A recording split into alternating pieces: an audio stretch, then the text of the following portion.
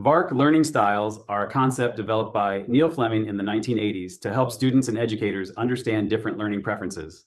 The acronym VARK stands for Visual, Auditory, Reading, Writing, and Kinesthetic, representing 4 types of learning preferences. This model suggests that learners have preferences for how they receive and process information, and understanding these preferences can enhance their learning experience. According to Fleming, recognizing and understanding learning preference is crucial in improving educational outcomes. Let's look at the 4 learning preferences outlined by Fleming. 1. The visual learning style. Visual learners absorb information best when it is presented in a visual format, such as diagrams, graphs, and maps. These learners often think in pictures and benefit greatly from visual aids that help to organize information in a way that is easy to access and understand. They tend to prefer reading over listening and excel in remembering visual details like shapes, colors, and spatial arrangements. Visual learners often find it easier to visualize information rather than process it through words, making techniques like mind mapping and using highlighters effective for their study habits. 2. The auditory learning style. Auditory learners thrive on listening to information to process it effectively. They prefer lectures, discussions, and working in groups where listening and speaking are required. This type of learner tends to benefit from repeating information back verbally and using mnemonic devices that are spoken. Auditory learners often remember details from conversations well and can detect nuances in spoken words, tones, and pitch. They might find that they grasp material better when they can hear it explained aloud or through auditory recordings. 3. The reading, writing, learning style. Learners who prefer the reading, writing style engage most effectively with written words. They excel when information is displayed as words, whether in books, articles, or on slides during presentations.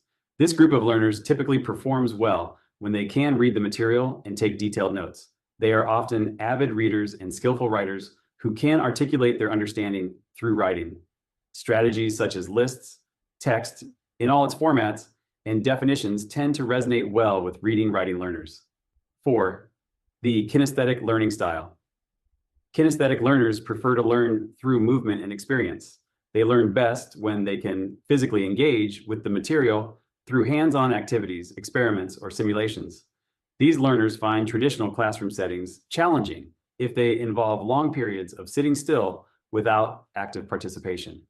Kinesthetic learners often benefit from making models, conducting lab sessions, or using real-world applications to understand concepts. They tend to remember what was done, but not what was seen or talked about, making experiential learning crucial to their educational success. Before we conclude the video, we need to talk about the strengths and weaknesses of this model. Make sure you have an understanding of its weaknesses because learning styles is a particularly controversial concept in educational scholarship. One of the strengths of the VARK model is its simplicity and practicality. It is easy to understand and can be readily applied in educational settings to enhance learning strategies.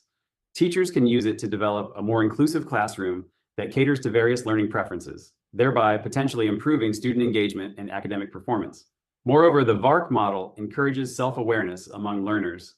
By identifying their preferred learning style, students can choose study methods that align with their strengths, which may lead to more effective learning and better academic results. However, the VARK model has faced criticism from various educational researchers. Some educational experts caution against rigidly categorizing students into specific learning styles. They argue that learning preferences can vary depending on the subject matter and context, and that flexibility in learning approaches is often necessary. There is also a concern that focusing too much on learning styles may lead educators to overlook other important factors that affect learning, such as motivation, prior knowledge, and the learning environment. Another major criticism is the lack of empirical evidence supporting the idea that teaching students according to their preferred learning style improves learning outcomes. Critics argue that the model oversimplifies how learning occurs. For example, a famous study by Frank Caulfield found that learning styles theories were little more than pseudoscience. So, what do you think? Are learning styles a real thing, or do we need more empirical evidence to prove the concept has merit? Let me know in the comments, and while you're there, tell me which learning style seems to fit you the most.